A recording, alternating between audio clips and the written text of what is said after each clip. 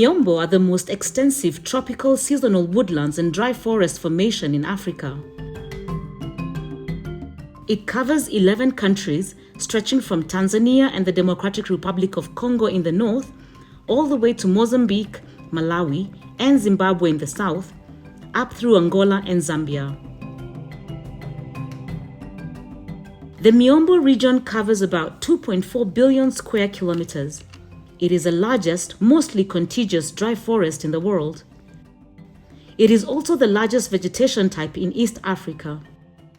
This makes it one of the most important ecosystems on our planet, playing a vital role at social, economic, and environmental levels. As an important source of plant biodiversity, Miombo is a key provider of forest ecosystem goods and services. This enables it to support the livelihoods of over 75 million people across the region. Some of these include biodiversity conservation, carbon sequestration, watershed management, and tourism. The woodlands are widely recognized for their floristic richness. They are one of the 5 global wilderness areas that need to be prioritized for biodiversity conservation. Their species endemism is irreplaceable. The work of AFF is made possible by the kind financial support from the Swedish International Development Cooperation Agency, SIDA, and the Swiss Agency for Development and Cooperation, SDC, as well as other technical partners. The African Forest Forum has found valuable partners here, working hard to protect this great forest, while facing a number of challenges, including expansion of agriculture, infrastructure, and urban areas, mining human settlements, charcoal production, plastic waste, over-exploitation of forest resources, and the effects of climate change. In partnerships with our stakeholders we have at national level, local level, and also universities who are our partners, we're generating information together in ways to promote evidence-based decision making and policy making, as well as capacity building, in order to, first of all, improve forest management that would address the current issues that we are dealing with right now. We're dealing with poverty eradication, we're dealing with climate change, and also the need to protect our forests as natural assets. Those natural assets are thereafter able to sustain the supply of ecosystem goods and services to support the livelihoods of local communities. Agnes Chinyama discovered the African Forest Forum when she was with the Zambia Forest Service. Through AFF workshops, her eyes were opened to how forest destruction is a regional problem. Some of this deforestation is driven by different things in different countries, for example. And so it started getting in me the thinking that different forest types perhaps, in addition to needing different management practices, also probably need different planning methods. Agnes has moved on to the World Wildlife Fund, where she is working on a project across 3 countries to protect ecosystems. AFF has helped her understand how to balance conservation and livelihoods. Generally, you'd be thinking as a forester, you shouldn't enter the forest, you shouldn't cut trees. Then starting to think from the community livelihoods aspect of it, why would I just go with an axe and engage myself in a very laborious activity of cutting down 10 trees to make 5 bags of charcoal? So it is in interactions with the African Forest Forum that I started thinking from the other side, the livelihood side, the aspect of the actual need that is there, as opposed to just the policy and the legal framework that is in place. David Musonda works for the Lusaka South Multi-Facility Economic Zone, carrying out environmental impact assessments on the projects there. The zone covers 2,100 hectares, housing 98 businesses and representing $1.34 billion in investment. and it is built on forest land. David is trying to make sure that businesses can coexist with the trees.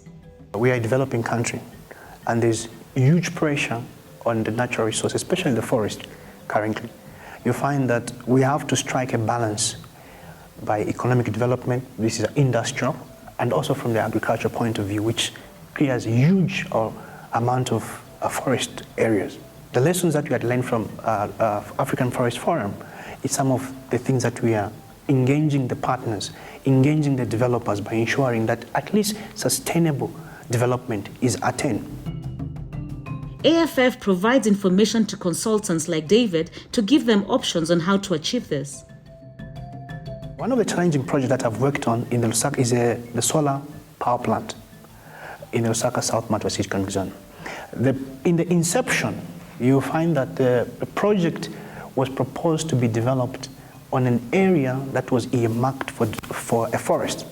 So it was quite a challenging project because we have to come up with a plan on how we'll be able to replant or to regenerate the forest that was going to be cleared. We're talking about 100 hectares of land. They successfully worked to find a new area to restore those trees, ending up with a zero-sum loss of forest. The national park within Zambia's capital city boasts conservation programs such as an elephant orphanage. David has taken an interest in this area, using expertise provided by AFF to keep it protected. We've learned a lot from the African Forest Forum, especially the carbon sequestration. One of the proposals that we are trying to put across to the Ministry of Tourism for this Lusaka National Park is the issue of carbon sequestration, because this will act as a perfect spot where carbon can be sequestrated, and I think some benefits can be realized by the Lusaka National Park.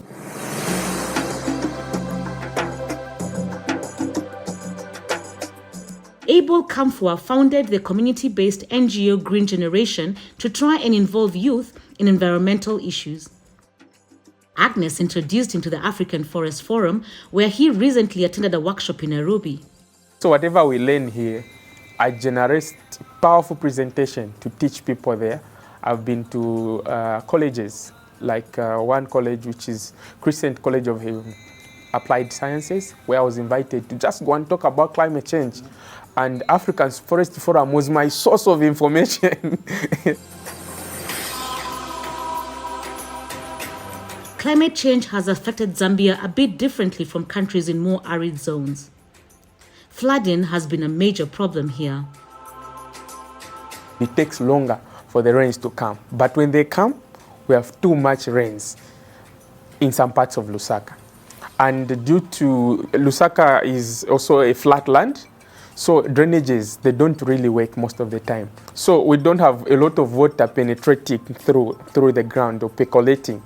Most of the water remains on the ground. That is causing a lot of different kind of sicknesses, diseases, cholera and whatnot. Abel found that persons with disabilities were affected by these issues more than others. He reached out to another youth leader to help that group. It became a challenge. When it flooded, you find that most of these areas, they are flooded with mud, there's water all over. So mobility became a challenge, not only for me, but even for my other friends, those that use crutches. So mobility is the first challenge that we have. Andre's organization represents a wide spectrum of people, from those who are physically challenged, to the blind or deaf, and to those with albinism.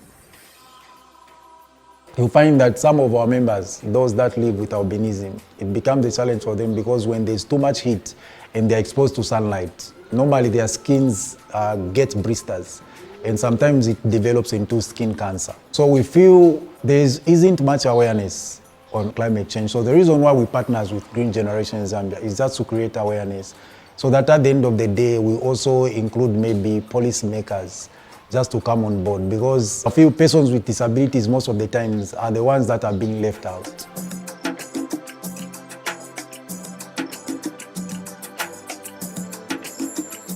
From protecting ecosystems to planting trees, protecting livelihoods and fighting climate change, assisting persons with disabilities to providing havens for wildlife. AFF's Zambian partners are making good use of the resources provided to them. So whenever I see there's a meeting for African Forest Forum, I want to come because it's like, this is where my energy is. It's like a generator for me. So when I come here, I feel impacted, and I go there and I deliver, and Zambia has felt the impact of green generation, I must say, and it's through the platforms that African Forest Forum has provided. There's a saying that in our local language, they say imitikula empanga. So the little trees that are growing now, they're the ones that will create a forest in the future. With AFF support, Zambia and indeed the entire African continent can see a brighter future through the trees.